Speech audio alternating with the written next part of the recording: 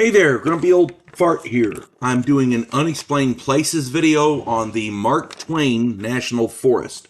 Before I get into this though, if you enjoy my content, it would really help me out if you could hit the like button, subscribe to my channel, share my content on all of your platforms, and post a comment or two.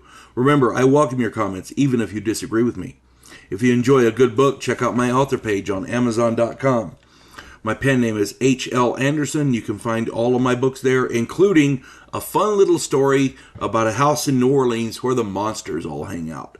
It's called The House Off Farrago Road. It's a quirky little take with modern mythology and all kinds of different things in there. I gotta be honest with you, when my boss heard about what I was writing, he asked me what I was drinking or what I was smoking. So, and I'm clean, a little scotch now and again, that's about it. But yeah, if you get a chance, check out my author page, H.L. Anderson, on Amazon. The book that I'm talking about here is The House Off Farrago Road. I've got a bunch of other books in there. Go check them out. You're going to find something you like, I promise. All right. God bless one and all. Mark Twain National Forest. It's in east central Missouri. It encompasses 1.5 million acres and has a rich history of paranormal activity.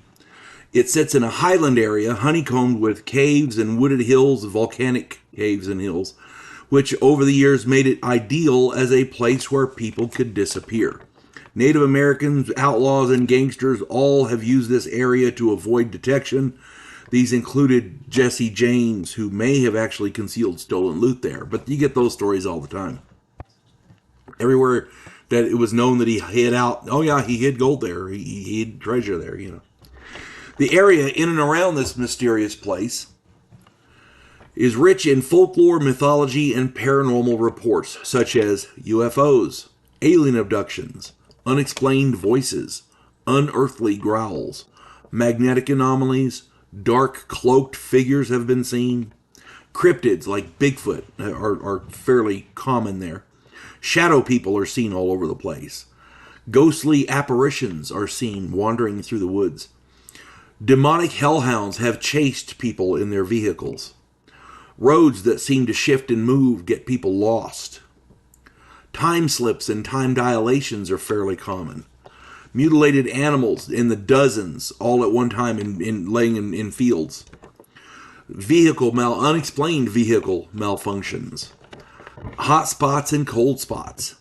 Demonic cowboys have been seen in the area, and many others. There's a grave site in the area. The gravestone says, or the grave marker says, Eliza Jane Laycox.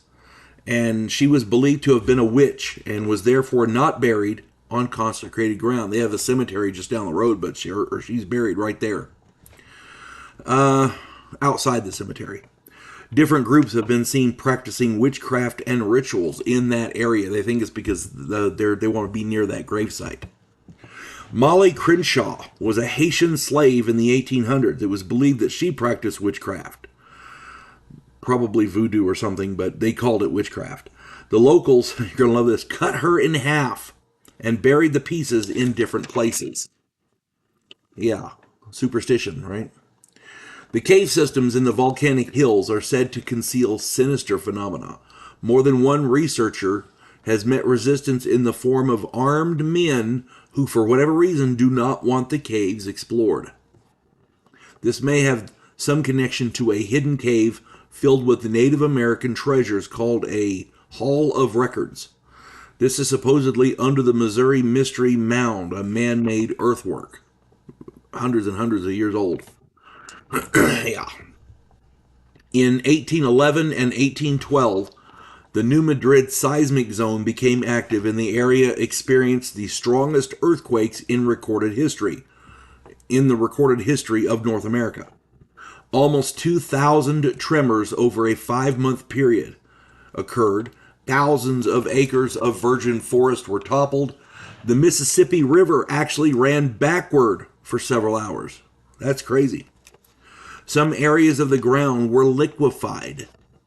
A toxic black smog was released from under the ground. There was a foul stench and people couldn't breathe. Lamps would not light the area, it was so black. Many locals believe that these earthquakes were supernatural in origin and may have released demonic energy into the area. Who knows? But they believe that this is what caused all of this paranormal activity here. I don't know. I don't know anything about that, but from the reports, the earthquakes were not normal, and whatever causes these paranormal stuff, something strange is definitely going on in the Mark Twain National Forest. Um, I saw the reports and I was like, it's Mark Twain National Forest. It can't be anything bad happening there. Well, yeah, of course there is. You never know.